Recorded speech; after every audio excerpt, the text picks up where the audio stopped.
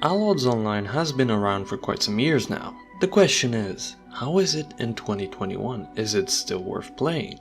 These are just two of the questions that I'm going to answer for you in this video. So let's get started.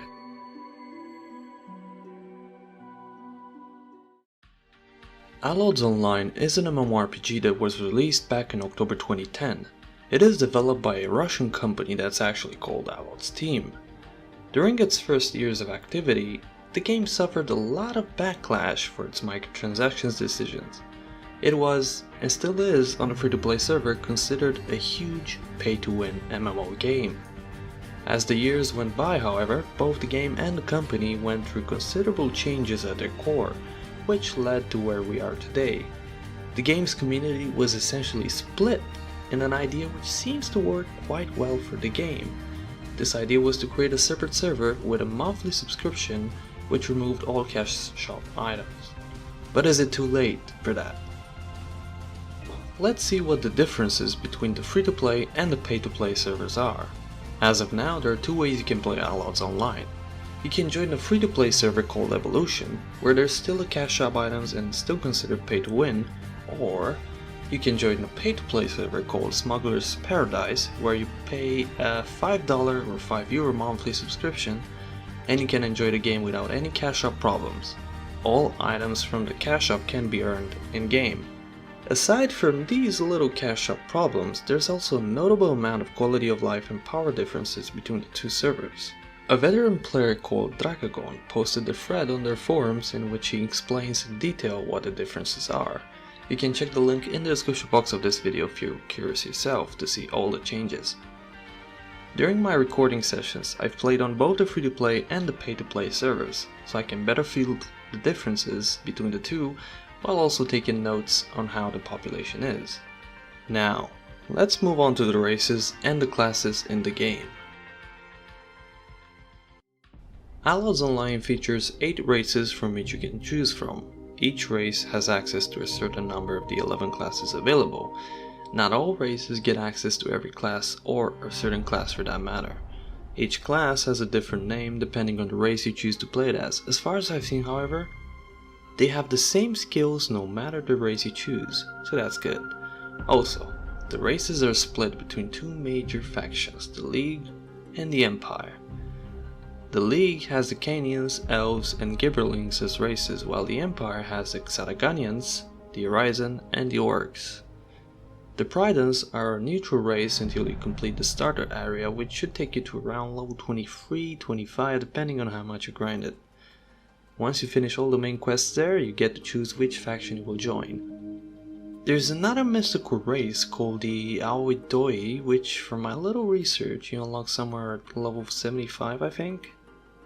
There are some interesting race designs here considering the age this MMORPG has. The Gibberlings race, for example, which features 3 small characters that you can play as. You can only play one of them, however, it kinda selects them all, but it's actually a fun concept. The character customization is fairly basic.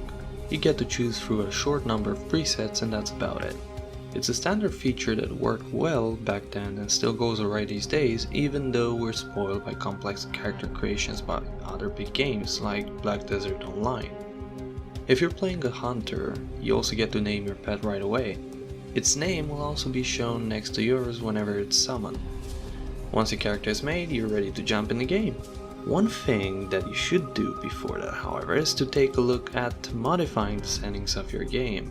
You only get access to them right after your character is made.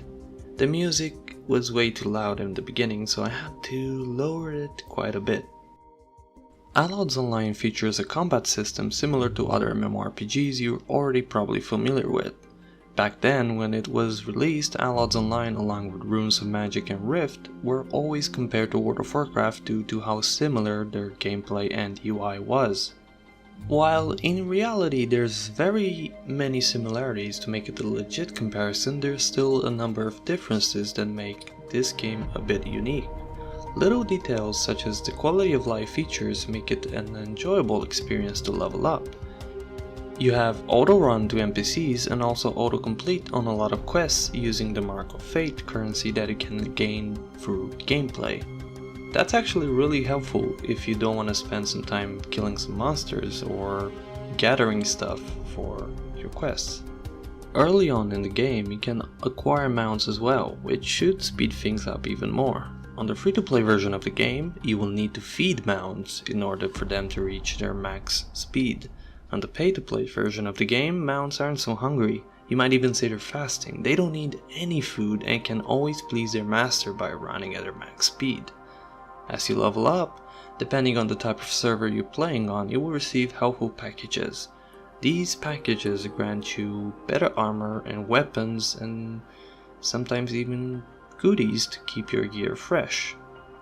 The quests are what you'd expect from an MMORPG this old. They're the classic kill some monsters, fetch up some things for me types. You do get some interesting quests here and there, with NPCs like the Lion King characters I got here. Scar, really? What happens if you die though? Well, you get a trip to the good old purgatory.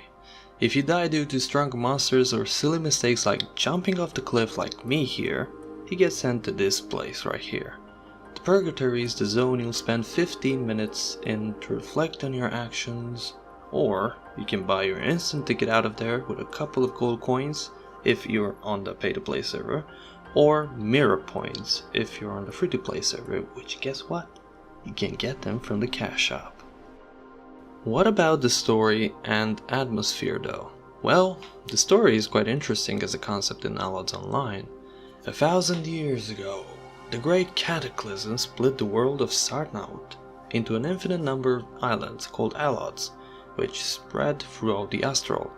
The population of this world, of Sarnaut, eventually learned how to travel these islands through the usage of their special ships. Shortly after, however, a war began between the League and the Empire. Classic.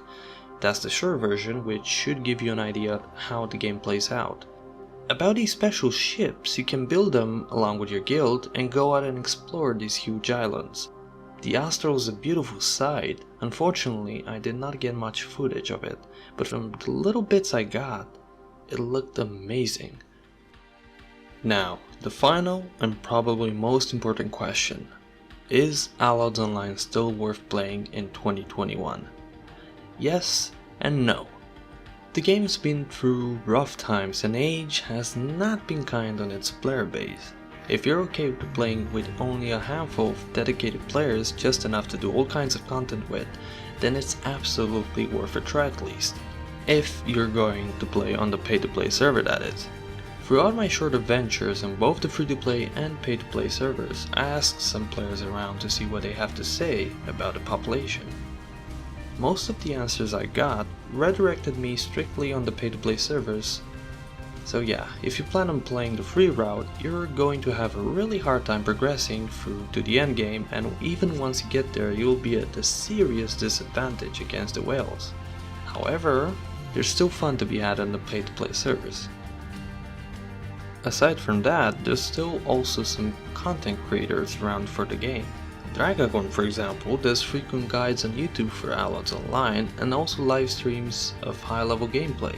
You can check him out if you want to see more about how the game plays later on, and also ask him some questions if you want to.